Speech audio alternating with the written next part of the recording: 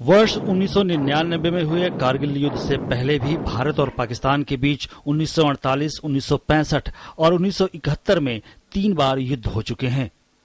दोनों देशों के रिश्तों में तनाव का सबसे प्रमुख मसला है पाकिस्तान की धरती से संचालित आतंकवाद, जिसे लेकर सीमा पर विशेषकर नियंत्रण रेखा पर हमेशा तनाव का माहौल बना ही रहता है।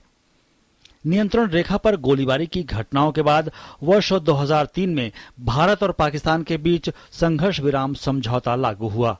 इसके अलावा अन्य कई क्षेत्रों में भी भारत ने पहल कर पाकिस्तान के साथ रिश्ते सुधारने की हमेशा कोशिश की, लेकिन पाकिस्तान की जमीन से संचालित आतंकी घटनाएं, घुसपैठ और नियंत्रण रेखा पर संघर्ष विराम उल्लंघन की घटनाएं बदस्तूर जारी हैं। अगर आंकड़ों पर गौर करें तो इसी साल अब तक नियंत्रण रेखा पर युद्ध विराम उल्लंघन के 57 मामले सामने आ चुके हैं, जो कि पिछले साल की इस अवधि की तुलना में 80% अधिक हैं। केवल जून माह में ही इस तरह की 10 घटनाएं सामने आई हैं।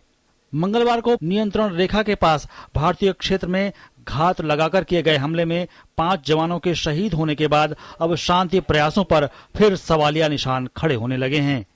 इससे पहले जनवरी माह में भी पाकिस्तान की ऐसी ही करतूत सामने आई थी, जब पुंछ सेक्टर में हमला कर 2 भारतीय जवानों की बर्बरता से हत्या कर दी गई थी। भारत सरकार ने युद्ध विराम उल्लंघन के मसले को निरंतर पाकिस्तान के साथ उठाया है। युद्ध विराम उल्लंघन संबंधी मामलों को हॉटलाइन के स्थापित तंत्र, फ्लैग बैठकों के साथ साथ सीमा पर अधिकारियों की साप्ताहिक वार्ताओं में भी उठाया जाता रहा है। लेकिन पाकिस्तान की तरफ से हमले के ताजा मामले ने उतार चढ़ाव के दौर से गुजर रहे भारत पाकिस्तान रिश्तों को एक बार फिर संशय की स्थिति में लाकर खड़ा कर दिया है। Bureau report, DD news.